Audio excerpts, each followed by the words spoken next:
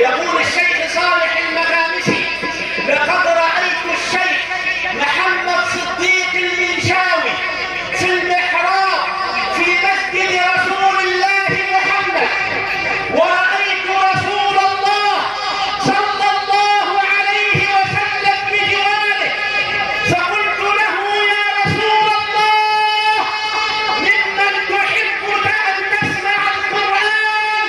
قال: من هذا الشيخ. الله أكبر.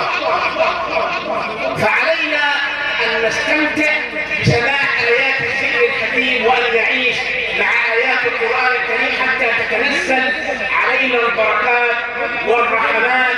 أقول قولي هذا وأستغفر الله لي ولكم، وجزاكم الله خيرا، وأسعدكم الله في الدنيا والآخرة. كان معكم أخوكم الدكتور